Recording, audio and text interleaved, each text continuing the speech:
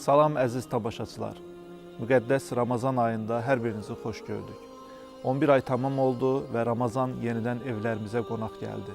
Ramazanın feyzini, bərəkətini yenidən yaşamaq üçün qarşımızda çox gözəl bir fürsət var.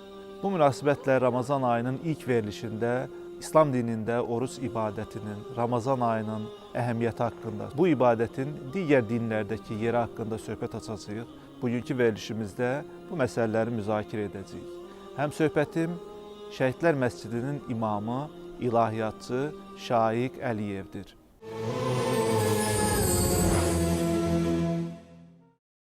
Şaiq müəllim, xoş gəlmisiniz. Xoş gördük. Şaiq müəllim, Ramazan ayının ilk verilişində sizinlə görüşürük. Artıq mübarək Ramazan ayı daxil olub və bir baxıma möminlərin qarşısında, müsəlmanların qarşısında mənəvi yüksəlişə çatmaq üçün, ibadətlərin feyzindən və bərəkətindən istifadə etmək üçün, bol-bol nəsiblənmək üçün uzun bir ay var. Amma bunlardan əvvəl bəlkə də bu günlərdə yerinə düşərdi ki, biz oruç ibadəti haqqında, Ramazan ibadəti haqqında biliklərimizi təzələyək. Mən bununla bağlı ilk sualımı belə qoymaq istəyərdim. Quran-ı Kərimdə Ramazan orucu və ya orucun əhəmiyyəti, bu ibadətin mənəvi dəyəri haqqında nələr qeyd olunur, bu barədə aydınlıq gətirəsiniz. İlk öncə təşəkkür edirəm hamınıza və bütün xalqımız üçün bu Ramazan ayı xeyirli, faydalı və bərəkətli olsun. Uca Allah Quran-ı Kərimdə Ramazandan bəhs etdiyi ayələr Bəqərə surəsinin 183, 184, 185, 187-ci ayələri bizim önümüzə çıxır. Və xüsusən də Ramazan ayı haqqında Uca Allah Quran-ı Kərimin 185-ci ayəsində buyurur ki, Bismillah, şəhru Ramazan əlləzi unzilə fihil Qur'an, hudəl linnəsi və bəyyinətin minəl hudə vəl furqan. Fəmən şəhidə minkumu şəhrə fəlyəsum.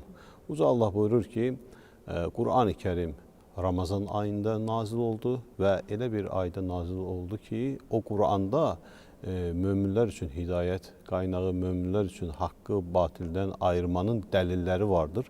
Hər kim bu aya qovuşarsa, bu aya yetişərsə, oruç tutsun. Deməli, biz Quran-ı Kərimdə Bəqərə surəsinin 185-ci ayəsində artıq Ramazan ayı ilə tanış olmuş oluruq. Və oruca gəldikdə isə Uca Allah elə həmin bu söylədiyimiz ayədən öncə əvvəlki ayədə Bəqərə surəsinin 183-cü ayəsində belə buyurur. Bismillah, Yə əyyuhəl-ləzīnə əmənu kutibə aleykumus-siyam kəmə kutibə aləl-ləzīnə min qablikum ləalləkum təttəqun. Ey iman edənlər, oruç tutmaq sizə fərz buyuruldu, sizin üçün vacib edildi. Necə ki, sizdən əvvəlki ümmətlərə də bu vacib və fərz edilmişdir. Biz buradan da orucun müsəlmanlar üçün, möminlər üçün və eləcə də bizdən əvvəlki bildiyimiz, bilmədiyimiz ümmətlər üçün vacib edildiyinin biz şahidi olmuş oluruq. Şaiq müəllim, bu mövzuya gələcəyik. Orucun digər dinlərdə yeri, başqa dinlərdə bunun nə əhəmiyyət kəsb elədiyinə dair. Amma mən istərdim Peyğəmbərin hədislərində və ya dini ədəbiyyatda Ramazan orucunun fəzilətinə dair nələr deyilir? Ramazan orucu niyə əhəmiyyətlidir? İslamın eyni zamanda 5 şərtindən biridir və bütün müsəlmanlara vacibdir. Bu öhdəlik qarşısında uca dinimizin bizə tövsiyə etdiyi və ya vəd etdiyi mükafat nədən ibarətdir? Bu ayın fəzilətləri nədən irəli gəlir? Peyğəmbər Əfəndimiz İslamdan danışanda, müsəlmanlara İslamı başa salanda bir hədisində deyir ki, İslam 5 təməl üzərində qurulmuşdur. Şəhadət, onu qəbul etmək, onu söyləmək, iqrar etmək, inanmaq, namaz qılmaq, oruç tutmaq, yəni Ramazan orucunu tutmaq, imkanı olanların həccə getməsi və həmçinin də zəkatı vermək. Buradan da görürük ki, Ramazan orucunu tutmaq İslamın olmazsa olmaz 5 əsasından, şərtlərindən biridir.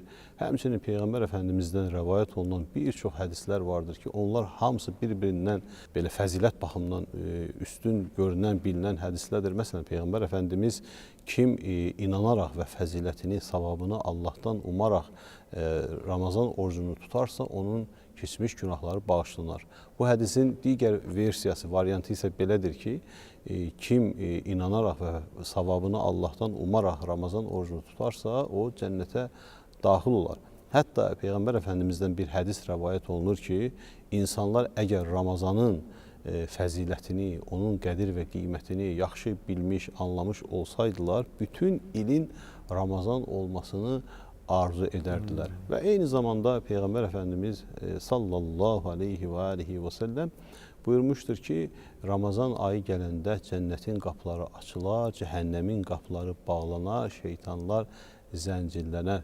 Və bu kimi hədislər bizə onu deməyə əsas verir ki, Ramazan olduqca fəzilətli bir aydır, olduqca dəyərli və qədir qiyməti bilinəcək bir aydır. Həqiqətən kafirləri qorxutsan da, qorxutmasan da, onlar üçün fərqi yoxdur. İman gətirməzlər. Allah onların qəlblərini və qulaqlarını möhürləmiş, gözlərinə də pərdə çəkmişdir. Onlar üçün böyük bir əzab vardır.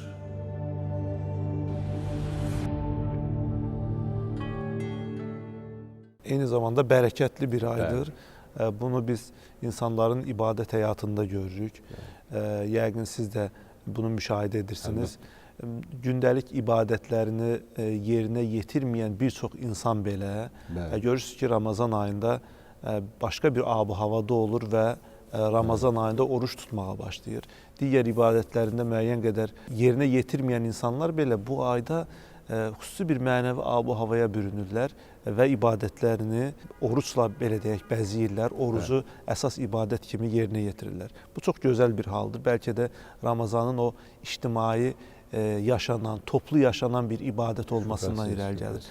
Belə görünür ki, bu ibadət Allahın insanlara ümumi olaraq bir buyruğudur və tərbiyələndirmə baxımından, insanları yetişdirmə baxımından mühüm funksiya icra etdiyinə görə bütün ümmətlərə tövsiyə olunubdur. İstərdim bax bu digər dinlərdəki oruç ənənəsi ilə bağlı da mövzuya toxunaq. Oruc ibadəti bizim bildiyimiz, bilmədiyimiz, bizə məlum olan, məlum olmayan bütün insanlığa, bütün ümmətlərə vacib edilmişdir, fərz edilmişdir. Məsələn, Musəvilikdə bu xüsusi bir gün şəklində oruc qeyd olunur və insanlar bu günə tövbə günü, peşmanlıq günü olaraq bunu anlayırlar, başa düşürlər və buna çox dəyər və qiymət verirlər. Hətta Musəvilikdə 12 yaşından etibarən artıq orucun tutulmasına başlanılır. Görürsünüz, İslamla müəyyən bənzərlikləri vardır. Xristianlıqda, İncildə oruc çox tərif edilir, çox orucdan bəhs olunur və xüsusilə şükran orucu deyirlər və həmçinin kilsə orucu deyə bir xüsusi adlar da qoyulmuş və bizim bildiyimiz Paska günləri, el arasında bildiyimiz Paska günlərində oruç tutmaq son dərəcə əhəmiyyətlidir. Məsələn, qədim o uzaq şərq ölkələrindəki dinlərdə görürük ki, məsələn, xüsusilə Buddizmdə oruca çox böyük əhəmiyyət verilir. Buddanın fikrincə, düşüncəsinə görə əbədi xoşbəxtliyə çatmanın yolu maneələri, əngəlləri aradan qaldırmaqdır. Bunu əngəlləri, maneələri aradan qaldırmanın ən gözəl yolu isə oruç tutmaqla mümkündür. Və eyni zamanda bəzi şərq dinlərində o göstərilir ki, belə qeyd olunur ki, oruç tutmaq insanın qocalmasına mane olur, onu cavan saxlayır. Həmçinin düşünürlər ki, oruç tutmaq insana səbir təlqin edir, insana iradə təlqini edir və xüsusən də biz müşahidə edirik ki, elə dinlər var ki, orada 15 günlük oruc var və sadəcə su ilə qidalanma yolu ilə bir oruc var və bu kimi şeylər nə qədər bu oruc ibadətinin bütün dinlərdə bir-birinə bənzər olduğunu bizə açıq-aşkar göstərməkdədir. Yəni əslində forma cəhətdən bənzər və ya fərqli nöqtələri də var. Digər tərəfdən məzmun baxımından da müəyyən fərqlərin olduğunu biz görürük. Mən istərdim bax bu məqamda sizdən bu məsələni soruşum. İslam dinindəki oruc əslində bütün digər ibadətlər də belədir. Əslində İslam dinindəki ibadətlərin hamısında bunu görürük. İnsana əziyyət etmək üçün deyil. Əlbəttə. İnsanı məşəqqətə salmaq üçün deyil. Məsələn, uzaq şərq dinlərində bundan biraz fərqlilik görürük. Yəni özlərini həddindən artıq çox ad saxlamaq, müəyyən şeylərin pəhrizində ifrata getmək. Bəli. Amma İslam dininin buyurduğu ibadət formaları, eyni zamanda oruc bir mötədil ibadət forması, elə deyilmi? Əlbəttə. Əslində Kövsər müəllim, oruc, yəni buna eyni zamanda Ramazan, oruc birlikdə bir adlandıra bilərik. Əslində bir məktəbdir. İslamda tam buna biz bir məktəb deyə bilərik. Mən belə düşünürəm ki, bu məktəbin rəhbəri uca Allahdır. Bu məktəbin müəllimi Peyğəmbər Əfəndimiz əleyhissalatu vesselamdır. Bəs yaxşı, bu məktəbin ilk tələbələri kimdir? Maraqlıdır, bu məktəbin ilk tələbələri, şagirdləri Əhl-i Beytdir. Peyğəmbərin sahabələridir. Ona görə də bir müsəlman bu Ramazana daxil olanda onu bir təlim, tərbiyə ayı kimi, təlim, tərbiyə məktəbi kimi qiymətləndirəcək. Sözsüz ki, təlim, tərbiyə ayının, təlim, tərbiyə məktəbinin özünün də xüsusi dərsləri vardır. Məsələn, bir müsəlman bir işə niyyət edərək, qarşısına məqsəd qoyaraq başlayır. Məsələn, bir kursa gedəndə, bir təlim, tərbiyə özünü aid eləyəndə bir məqsədlə, bir niyyətlə başlayır. Ona görə də orucda da niyyət və məqsəd çox önəmlidir. İxlas, səmimiyyət, hətta buna ihsan duyğusu ilə yanaşmaq da deyə bilərik. Sonra başlayır bunun artıq dərsləri. Təravih başlayır, sahurlar başlayır. Bilirsiniz, Peyğəmbər Əfəndimiz nə qədər qiymət verib.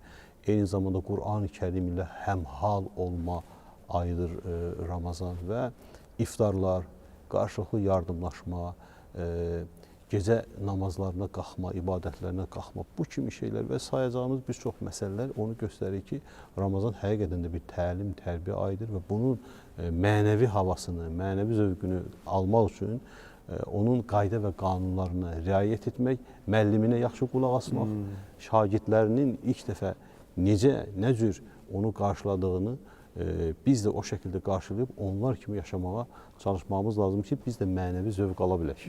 Çox doğru bir yerə gəldiniz. Mən növbəti sualımı da ondan bağlı qoyacaqdım. Bəzən biz ibadətləri edərkən onların zahiri formaları arasında ilişib qalırıq. Bəli. Yəni bizim orucumuzu nə pozar, nə pozmaz, kimi təfərrüata dair məsələlərlə çox məşğul oluruq və diqqətimizi əsasən bu istiqamətə yönəldirik. Halbuki ibadətlərdən gözlənilən məqsəd başqa bir şeydir. İbadətdən gözlənilən məqsəd sizi mənəvi olaraq kamilləşdirməkdir. Düzdür, bir ibadəti yerinə yetirmək üçün müəyyən qaydalara riayət etməliyik. Yəni, istədiyimiz şəkildə davrana bilməliyik, özümüzü müəyyən bir ölçülərə gətirməliyik. Amma işi tamamən zahirə həbs eləmək, zahirdən ibarət görmək, bu ibadətin ruhuna uyğun deyil. Mən Peyğəmbərin bir hədisini yenə xatırlayıb sözü sizə verəcəm. Neçə-neçə insan var ki, onun orucundan ona qalan sadəcə az və susuz qalmaqdır. Yəni, bu onu göstərir ki, oruc ibadəti az və susuz qalmaqdan ibarət deyil. Elə isə Şaiq müəllim, Ramazan ayında bax bu mənəvi yüksəlişi, ibadət ruhunu yaxalamaq üçün nələrə diqqət etmək lazımdır? Son olaraq istərdim ki, bu mövzunu da tamaşaçılarımız üçün aydınlaşdırasın. Hər bir əməlin niyyəti çox önəmlidir. Necə ki, Peyğəmbər Əfəndimizdən rəvayət olmuşdur ki, İnnəməl əməlu bin niyyət. Bütün əməllər niyyətlərə görə dəyər qazanır. Ona görə də oruç tutan hər bir insan Allah rızası üçün onu tutacaq. Düzdür, orucun tibbi faydaları var, orucun pəhrizlə bir çox xeyri, faydası insan üçün vardır. Amma əsas məsələ Allah rızası üçün ixlasla oruc tutmaqdır. Onsuz da Peyğəmbər Əfəndimiz də demişdir ki, kim inanaraq və savabını Allahdan umaraq, burada görürsünüz, çox önəmli bir məsələyə diqqət çəkir Peyğəmbər Əfəndimiz. Yəni, deməli, Allah üçün tutacağıq. Və biz Quran deyəndə Ramazan yada düşür. Ramazan deyəndə Quran yada düşür. Və müsəlmanın ilk əlinə alıb oxuyacağı, baş vuracağı kitab Quran-ı Kərimdir. Ona görə də biz Quran-ı Kərimi Ramazanda bol-bol oxuyub, təfəkkür edib, düşünüb, anlamaya çalışacağıq. Onsuz da Quran-ı Kərimi əlinə alan bir müsəlmanın ilk qayəsi, ilk məqsədi onu başa düşmək olmalıdır. Onun savabı var, oradan digər faydalar, şəfa, nə bilim, mərhəmət və digər xeyirlər əldə edirik. Amma ilk məqsədimiz onu Quran-ı Kərimi gözəl şəkildə oxuyub, anlayıb, başa düşmək olmalıdır. Eyni zamanda sahurlara diqqət edəcəyik. Peyğəmbər Əfəndimiz sahur edin, çünki sahurda bərəkət vardır. Həmçinin Peyğəmbər Əfəndimiz iftar edin, çünki iftarlar müsəlmanlar üçün çox önəmli, çox əhəmiyyətlidir. Necə ki, Peyğəmbər Əfəndimiz bayaq da qeyd etdik, oruclunun 2 sevinç vaxtı vardır. Biri iftara qovuşduğu zaman, iftarı ilə orucunu açdığı zaman, digəri isə savabı ilə Rəbbinə qovuşduğu zamandır. Burada yenə dediyimiz kimi ixlas önəmlidir, səmimiyyət önəmlidir və orucun sağlamlığına, səhhətinə diqqət edəcəyimiz, ona ziyan vurmayacaq sözlərdən, ifadələrdən, baxışlardan, davranışlardan, qəlbdəki o tutumlardan uzaq durmalıyıq ki, orucumuz sağlam olsun.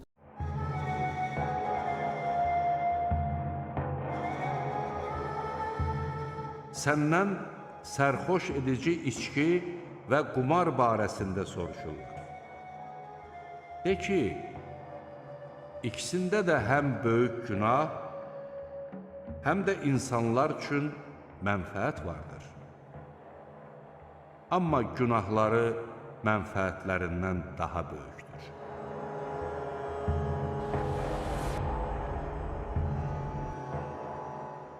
Ramazan ayında mənəvi yüksəlişlə bərabər insanların xeyirxahlıq hissləri də artır. İnsanlar daha çox yardımlaşmağa, daha çox əl tutmağa, görürsünüz ki, cəhd göstərirlər. Bu baxımdan iftar süfrələri təşkil olunur, imkansız şəxslərə yardımlar olunur. Bax, burada qısaca bu məsələyə də toxunmağınızı istərdim ki, bu xeyirxahlıqlar gözəl, bunlar öz yerində olmalıdır. Amma bəzən ifrata qaçan və ya israfçılığa yol verilən hallar olur. İstərdim bu barədə də qısa müraciətinizi edəsiniz. Bu məqamda həm izləyicilərimizə, həm bütün müsəlmanlara onu qeyd etmək yerində olardı ki, iftar süfrələrində yəni o həddən artıq göstərişdən uzaq olmaq lazımdır. Bir insanın belə deyək, doyacağı qədər, bir insanın yeyə biləcəyi qədər süfrələri bəzəsək kifayət eləyər. Çünki israf dinimizdə haramdır. Allah israfı qadağan edir. Bunun əvəzinə yetimləri sevindirmək olar, bunun əvəzinə kimsəsizləri, imkansızları sevindirmək olar. İftar süfrələrinə dəvət edərkən sadəcə tanışlarımızı, dostlarımızı deyil, sadəcə yəni filan kəsi dəvət etsəm daha yaxşı olar deyil. Yəni imkansız, yetim, kasıb, bəlkə də elə bir insan vardır ki, onun evində yeməyi yoxdur. Bəlkə də elə bir insan var ki, onun bəlkə də sahur etməyə imkanı yoxdur, iftar etməyə imkanı yoxdur. Belə insanlar təsbit edib onlara yardımlarımızı etmək, onlara yardım əlimizi uzatmaq və ən gözəl odur ki, öz əllərinlə, şəxsi əllərinlə gedib o imkansızlara o yardımı göstərmək bu daha yerində və məqbul olar inşallah. Bəli, mən sizə təşəkkür edirəm Şaiq müəllim. Ramazan ayının gəlişi münasibəti ilə həm sizi, həm də xalqımızı bir daha təbrik edirəm. İnşallah bu Ramazanın bərəkətindən, ibadətdən mənəvi payımızı almaq üçün hər kəsin nəsiblənməyini arzu edirəm. Təşəkkür edirəm gəldiyiniz üçün, Ramazanın əvvəlində və biliklərimizi təzələdiyiniz üçün. Çox sağ olun. Sağ olun, minnətdaram. Əziz tamaşaçılar, bugünkü verilişimizdə oruc ibadəti ilə bağlı qaydaları gündəmə gətirdik. Bütün ibadətlərdə olduğu kimi oruc ibadətini də yerinə yetirməyin müəyyən qaydaları var. Onu tam təkmil şəkildə yerinə yetirmək üçün bu qaydaları hər bir müsəlmanın bilməsi vacibdir. Bununla da verilişimiz başa çatır. Haqqın Dərgahı verilişinin növbəti buraxılışında görüşmək ümidi ilə sağ olun, salamat qalın.